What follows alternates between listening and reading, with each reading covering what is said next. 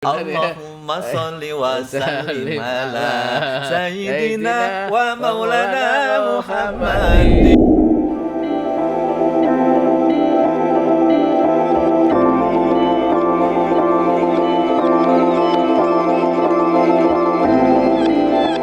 Berkaitan untuk pembentukan ini kan pemerintah atau negara kita kan baru baru apa ya mengembangkan pendidikan karakter ini. Nah, ini Iya. kaitannya pesantren terutama nanti sasarannya kepada generasi muda yang berkaitan untuk pembekalan karakter ini gimana nih Abah Abdullah?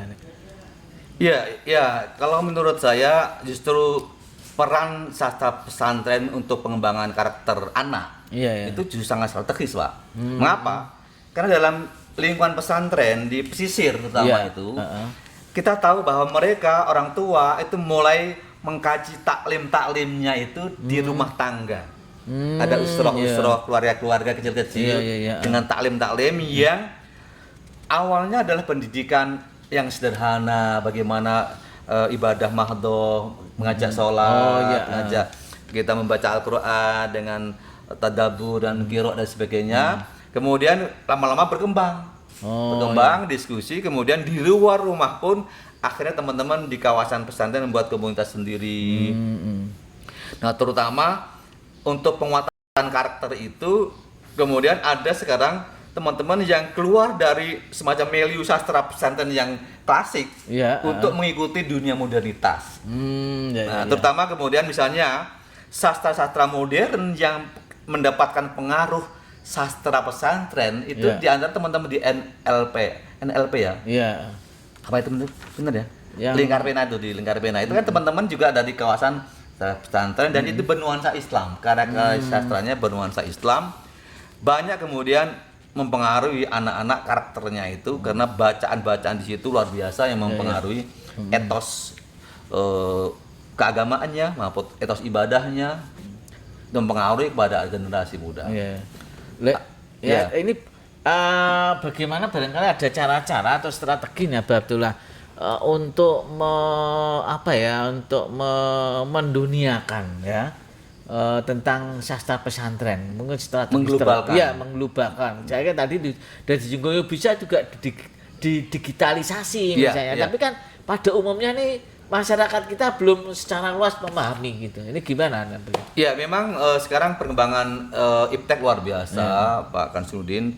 Teman-teman di Manasa, kebetulan saya pengurus Manasa, pusat Manasa Jawa Tengah, saya sendiri ketuanya Masyarakat Penaskahan Nusantara. Oh, diulangi lagi biar masyarakat jelas. Ya, Manasa itu apa? Manasa itu Masyarakat Penaskahan Nusantara. Oh, iya. Itu membidangi, mengkaji, meneliti naskah-naskah Nusantara, naskah Jawa, naskah Sunda, naskah Madura, naskah Batak, macam-macam naskah. Sehingga teman-teman berkumpul di situ untuk mengadakan kajian-kajian dan seminar-seminar internasional. Setiap 2 tahun sekarang ada simposium internasional naskah-naskah Nusantara dari berbagai negara, Pak. Negara, ya, Iya, ya, luar biasa itu. Saya pernah datang di Wakatobi, di Buton itu datang ke sana karena sebagai pemakalah Iya. menyampaikan itu penelitian naskah-naskah pesantren misalnya gitu. Ya, jadi ini salah satu cara untuk memasyarakatkan bagaimana sastra-sastra Betul. pesantren yang digali dari naskah-naskah lama gitu Iya, ya. iya. Pak- Yang Pak kedua Bang? kemudian kita bisa menyampaikan kepada masyarakat terutama naskah-naskah yang sudah masuk di web, Pak. Itu yang di iya, digital iya. tadi di webnya Manasa, di webnya PNRI itu Iya. sudah bisa diakses misalnya naskah-naskah dari berbagai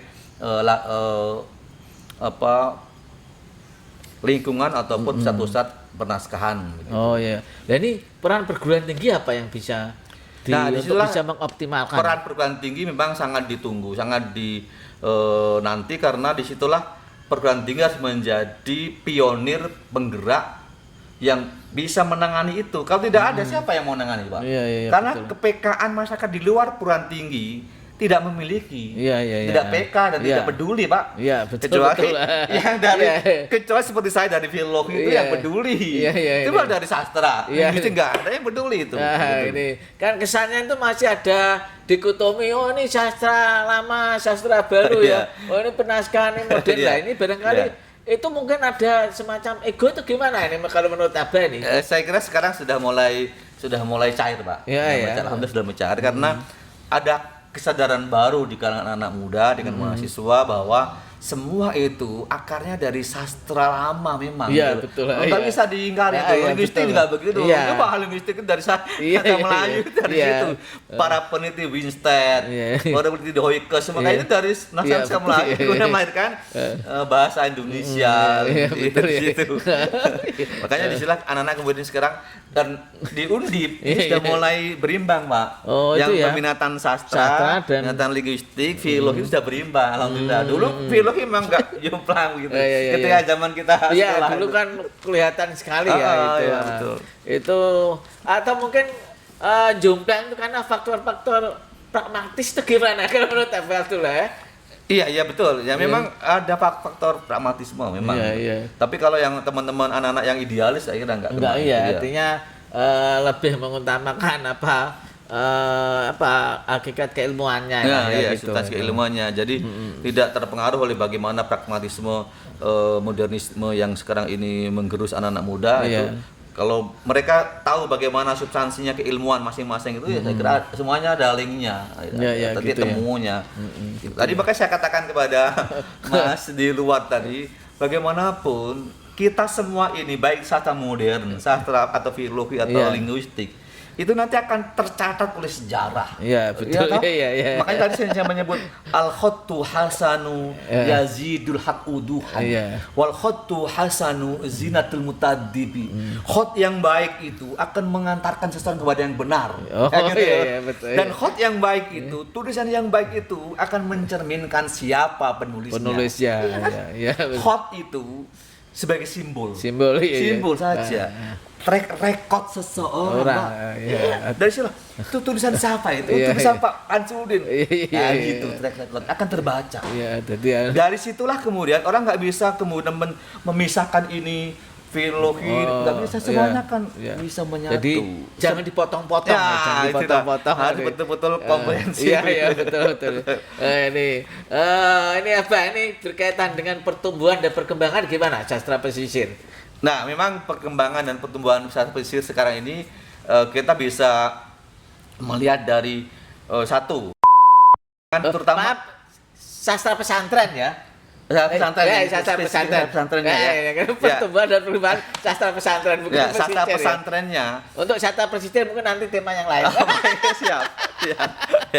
Karena lebih luas ya. Iya, lebih luas. Ini khususon Sastra pesantren. ini ya. Ini ada dua, Pak, yang semacam aliran atau mazhabnya ya. Iya. Kalau boleh disebut seperti itu. Pertama yang saya teliti, yang saya lihat itu sastra pesantren yang pure, kajian sastra pesantren itu memang kajian kitab-kitab dan naskah-naskah pesantren.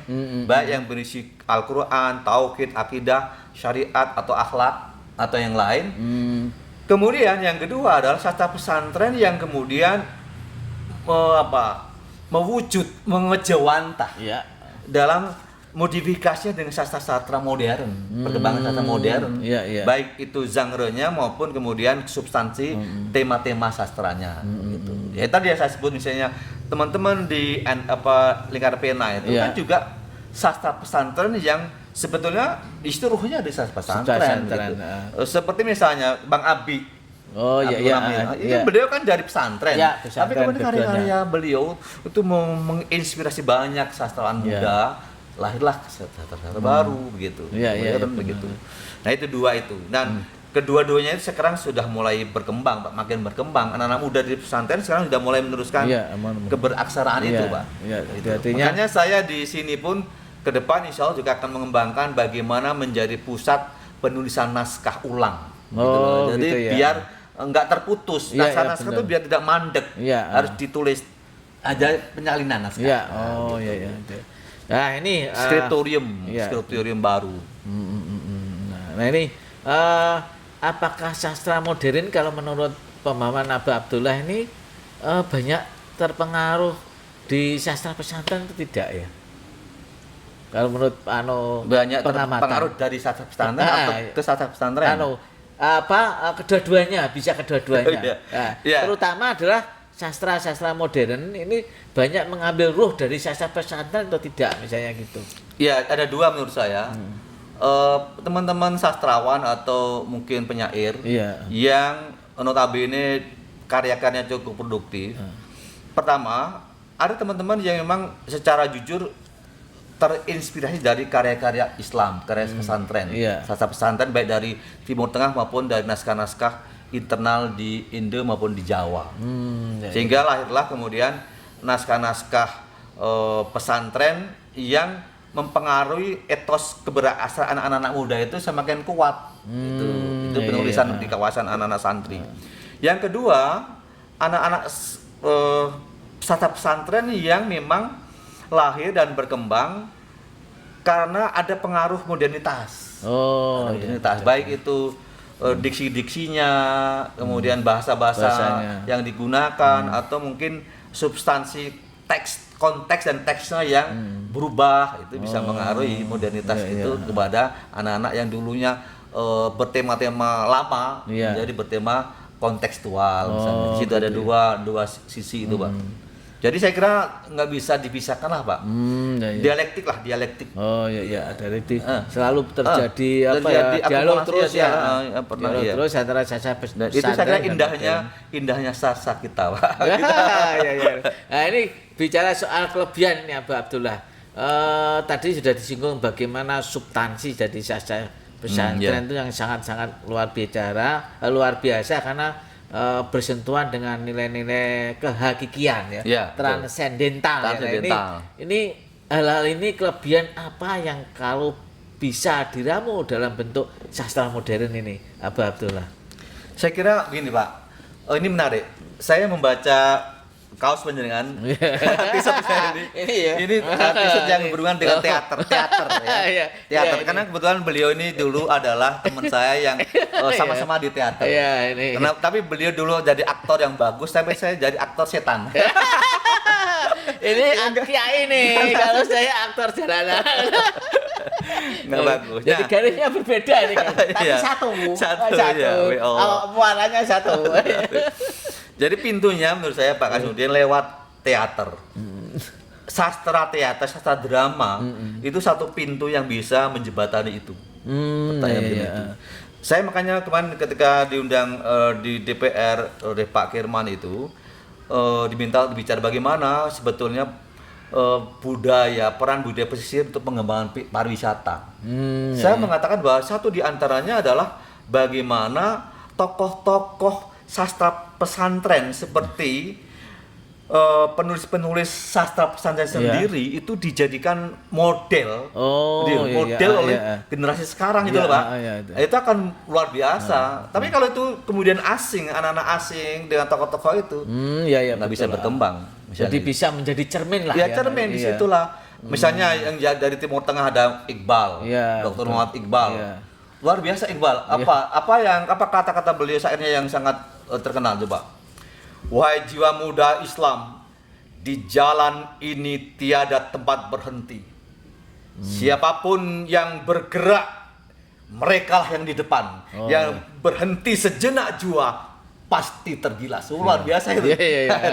Nah itu mempengaruhi, kalau itu mempengaruhi anak-anak itu semangatnya luar biasa untuk pengembangan milenial. Ya berarti ini yang harus harus dikembangkan ini ya. Betul. Nah yang kedua tokoh-tokoh lokal seperti Sunan Kalijaga, betul. Kemudian tokoh-tokoh Sunan-Sunan Kudus sendiri. Sunan Kudus dulu saya pernah diwawancara oleh TV One untuk Sunan Muria Sunan Kudus waktu itu bagaimana peran Sunan Kudus dalam dakwah di Jawa. Nah itu kalau dijadikan teater atau dijadikan model luar biasa Pak. Pertunjukan itu pertunjukan itu menambah semangat dan motivasi anak-anak muda gitu. Kalau enggak hilang tak berbekas. Hilang tak menentu. Iya betul. Bagi debu di atas batu diterjang oleh angin gitu. Tersiram hujan. Hilanglah sirna tiada menentu. Ya Allah. Minum dulu. Ini mahani rotinya mulu enggak dicicil, Pak. Ini nanti jatahnya setelah ngobrol. Baik. Perlu diselang tidak ini? Bismillahirrahmanirrahim. Bismillahirrahmanirrahim. Ini tehnya khas Pak Hasanuddin. Pas anu ya. Beda nggak? Terasa nggak? Iya, beda. Apa coba? Rasanya Ini ya. teh Kashmir Oh. dari Pakistan. Pakistan. Wah, Wah, luar biasa iya, ini. iya. Ini spesial buat Pak Hasanuddin. Berarti ini Ini- saya tamu terhormat. Iya, kebetulan anak saya pulang dari Pakistan, habis ya. S2 selesai, bawa itu teh itu. Ya, ini rasanya berbeda nih. Bukan teh Jawa. Ini bernuansa ini jamu, Pak. Jamu. Bernuansa Oh, gitu ya. Iya, Herbal. Mengingatkan, Pak. Mengingatkan, membuat kita optimis, Optimis, dan ya. selalu senyum. Baik. Baik. Cerah ceria, Pak, ya. gitu ya. Kita kembali ke podcast PBSI teman seia sekita. Kembali kita ke Jadi seia sekita ya, bukan Iya, sekata ya? seia sekita. Oh, luar Artinya biasa. terjadi satu Seia sekita. integrasi nggak bisa dipisahkan. Oh, Nah, iya. itu. Ini kita kembali ke Pak Abah ini. Abah Abdullah ini terakhir ini ya. Terakhir. Nanti Iya, Pak, insya terakhir, Allah Pak. kita akan ketemu lagi di Insya Allah. sesi-sesi yang lain. Ini mungkin di akhir dialog kita ini mungkin ada sesuatu pesan atau apa yang berkaitan dengan keberadaan atau eksistensi sastra pesantren ini gimana ini pesan dari Abah Abdullah ini? Oh iya, baik. Saya ada sedikit catatan pesan. Yang pertama, Pak Hasanuddin, saya kira penting kepada masyarakat, terutama generasi milenial, Iya. generasi anak muda. Pertama, kuatkan etos literasi Oh, pesantrennya. literasi Gitu. pesantren. Literasi pesantren ini harus dikuatkan, terutama teks-teks yang memang berasal dari kawasan pesantren. Jangan kemudian kita kalah dengan Jepang. Oh iya. Mereka teks Jepangnya luar biasa, biasa, mempengaruhi ya. atas kerja mereka coba. Iya, Kan kita betul. kalah kan Iya. coba. Masa kita orang Jepang yang datang ke sini harus bisa bahasa Indonesia. Iya. Tapi kita ke sana nggak harus bisa bahasa Jepang, tapi mereka lah yang kemudian menghormati kita bagaimana budaya Jepang dan itu diberikan kepada kita Iya, sebagai sebuah literasi juga. Iya, begitu. betul. Yang kedua adalah literasi digital terutama. Itu penting untuk anak-anak muda agar tidak kemudian tertinggal dengan gerak-gerakan IT di kawasan anak-anak muda. Jangan sampai kemudian informasi, kemudian berbagai sumber-sumber keilmuan, referensi itu tidak dikuasai oleh anak-anak muda karena ketinggalan apalagi di era 4.0 atau 5.0 ini kan ini generasi digital yang harus dikembangkan gitu. Dan yang terakhir, yang ketiga, saya kira teman-teman semua, anak-anak muda terutama, bagaimana kemudian kita sebagai generasi sekarang hari ini itu mencoba untuk mengangkat kembali kekayaan budaya kita, Oh iya, iya. kearifan lokal kita, sastra pesantren, ya sudah disitulah. Orang-orang Barat meneliti sastra pesantren, Iya, kita kita tidak, tambah nggak kita tahu ya, nggak tahu. iya, iya. Bagaimana? Ini Di suatu situ yang, sebuah ironi, satir ya, rasa ironi iya, atau ironi. tragis kalau Iya, bahasa iya, ini ya. betul. Luar biasa. Padahal ini kekayaan kita, luar biasa, Pak. Betul. Ini surga. Kalau Pak Imran menyebutnya ini ada serpihan surga. Iya, Wah, betul, ya. luar biasa. Iya. Jadi jangan sampai kita disia-siakan. Kita syukuri. Iya, betul. La in Iya. syakartum la azidannakum itu. Iya, iya. Disitulah kita syukuri karena ini bagian dari etos ibadah kita, etos akademi kita, dan segera kita etos budaya kita. Iya, gitu. betul, Jadi bagaimanapun kita tetap menguatkan ketiga dimensi itu. Pak. Iya, iya.